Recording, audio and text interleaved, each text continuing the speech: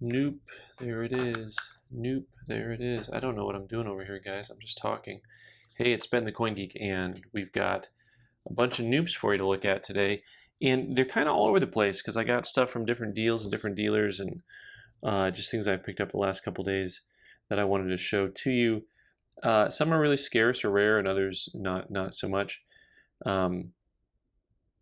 This 1890S Morgan and MS65, I'm going to start off with a big error because I can't remember how much this coin was right off the bat because I am not good at what I do for a living. But this is a pretty tough piece. I'm trying to remember if this was like $700 or $800 or $1,000. It was more expensive for the grade. And so my mind is all over the place because actually I have US coins here and world coins here to review with you. And one of the things that's nice about this coin is it actually has just that real super clean cheek, which is always a fabulous indicator on a coin. It has some real funky toning. It actually has, to me, kind of like end cap toning, something that you would see on a coin that had been kept in a holder. And actually, the reverse is mostly blast white. PCGS called it Mint State 65, and I think reasonably so. It has a very nice look to it. I will say that not everyone's going to like this toning. It's like the, what is that, the 7-10 split of toning, for all of you bowlers out there. But very unusual type of toning, which some of you will like, some of you won't. But that's a little bit more expensive. I also got in an absolute herd of buffaloes, and most of them were in these segs holders. Let's look really close at some buffaloes and see what that three-legged buffalo should look like. So one of the things that you want to see as an indicator is, of course, where that front hoof is.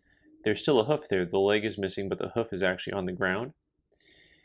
And then one of the key indicators to me always is I always look at the back leg and see how much corrosion there is. So basically, you have dies that were really heavily polished and corroded. And then on these guys also, that area right on the back of the neck, right below the hairline, you're going to see a lot of corrosion in there. And these coins were all really nice. This one has a couple little nicks on it. But overall, all of them were graded similar, the VF30 to VF35. Of course, Segs is not a company that most of you are familiar with. It's not a company that gets used or has love, but I liked these coins. I thought they were all graded well, and they're attractive coins, and they're all going to be in that roughly 5 1/4 range right now in this marketplace. And I really thought it was a good opportunity to get these guys here. I also grabbed one raw, which was a higher grade one, which of course I paid way too much money for. I paid $6.90 for this guy. But I really liked it. You see it has that same indicator on the back of the neck, the corrosion. And I'll be sending this in to get it certified, which means I get to lose money on it. Yay me. But once again, it's really a nice piece overall.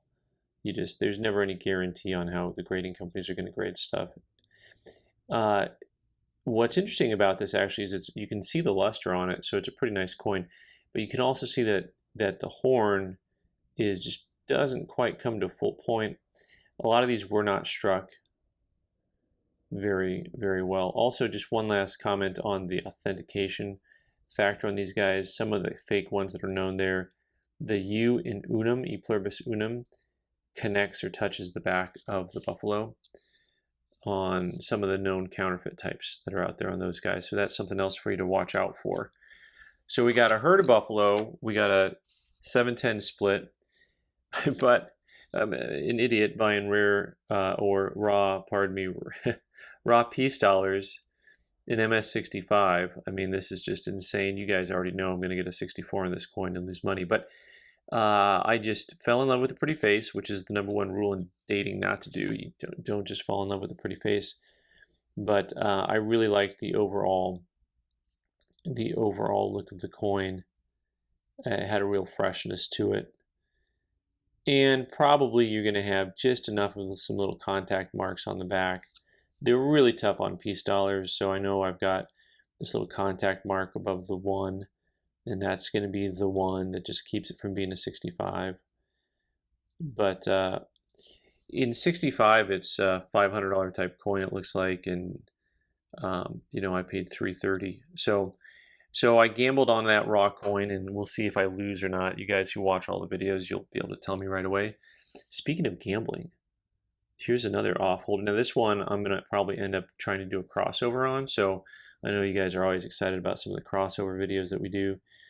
And this collector dealer had a ton of ICG stuff, and I only bought a couple things. I really, really liked this penny. You know, it's a 65 red, and you know, it was a lot of money, and I got to clean the case up a little bit, but I really, really thought this had a high quality to it. And so I thought, okay, rolling the dice.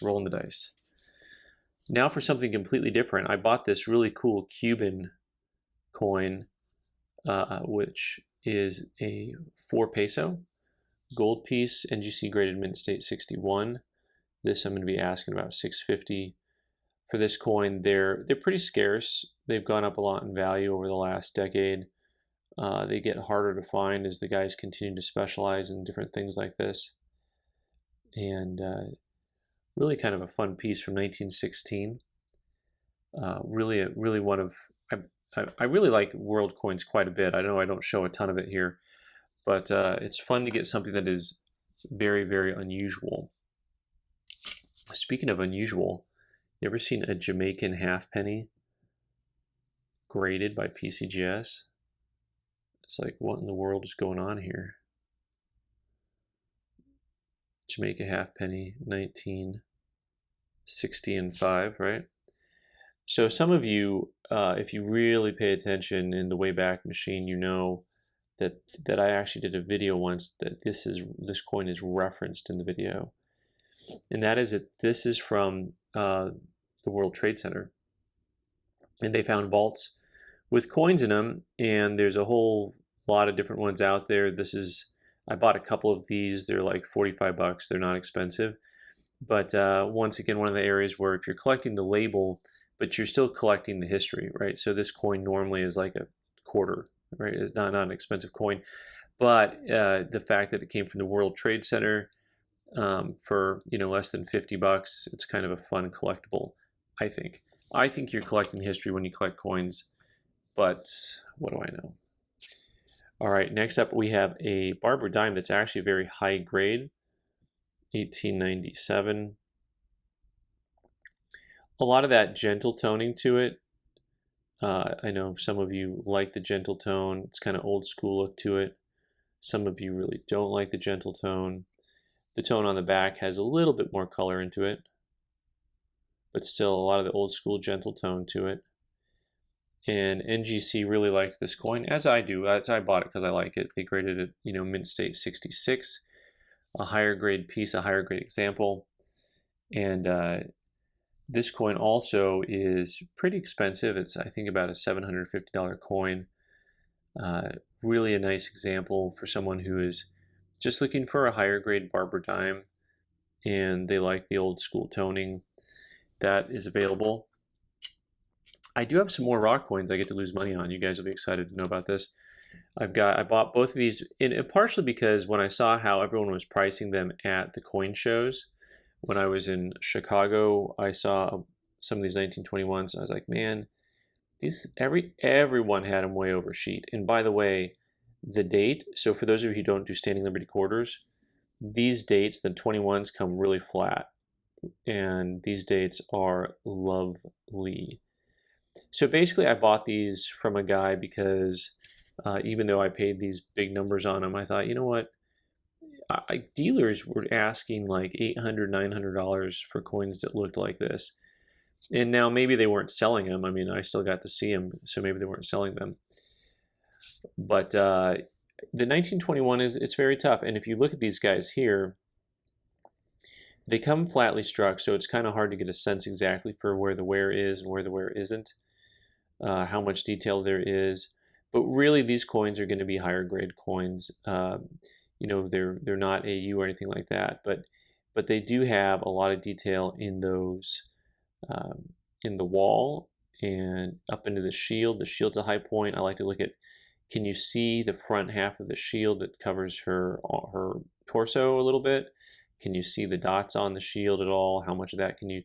So when you're comparing grades, it's good to have the two coins next to each other because you can really start to understand what has a lot of wear and what does not. So for example, this coin on the left, which I paid less for, to me has less wear on it just based on how much I can see on her body armor and the shield between the two. And the reverses on these are very hard also because the reverse on Standing Liberty quarters come fairly flat. Any coin that has a flat, overall flat look to it is hard to grade. And you know, the piece dollars, these guys, because if you look at this wing here, this wing looks completely worn down. But that wing started very worn down looking at the very beginning, the very get-go. So anyway, we'll see how those come back. I'm going to send those in so I can lose money on them. I bought more rock coins, but first I want to show you a coin that I thought was just stunning. And it's got some issues to it, but most of you are familiar with the Athenian owl. If you know anything about ancients, you know the Athenian owl. Well, those are the 3rd or 4th century BC, but this is from Attica, I think not New York. Is there an Attica, New York? You guys will correct me, that's okay. This is the 1st to 2nd century BC, and completely different design, look, size, and beautiful owl design. And on the, was that the Amphilia? I get those things all mixed up. I don't know Greek. It has some scratches up there on the top, and the scratches are noted on the case. But overall, I love the design on this coin. Just everything about it has cool eye appeal to it. You got details on that helmet, you know, that are just wonderful. You know, NGC called this an extra fine and says there's scratches. The surface quality, they only give it 2, which I find intriguing because I think it's got a decent surface quality. Yeah, the owl is on the amphora, tetradrachma.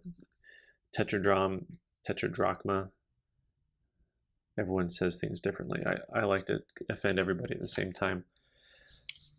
All right, and I have, oh yeah, look at these guys. Oh, I paid way too much for some Roosevelt Dimes, but it was because I thought that they were just really gorgeous. So, you know, I didn't even look at the gray sheet. I don't know what these things book out at. I just priced them. I'm just going to mark them up a little bit, and based on what I paid, this is a 52S and a 66 plus. So it wasn't just the toning, but the overall eye appeal. Roosevelt Dimes, oddly enough, look pretty nice. Pretty nice in high grade. I mean, once you get that real full luster on there, they're really pretty attractive coins. This one has almost target toning to it, and this is almost reminiscent of a coin that I once sold for $2 grand that I thought was worth like, you know, $100, but not exactly. But the toning's actually a little bit similar. This does not have the exact same target toning to it. This is a 54 and MS66, and the toning is really quite lovely on the reverse, especially. What else I got? Last but not least, one more rock coin to lose money on. So this 1884O, I just had to buy. You know, it's got the look. What can I say? The look that I like. The look that the grading company will not like, but it's the look that I like. Right. So it has just a touch of PL and color going on there.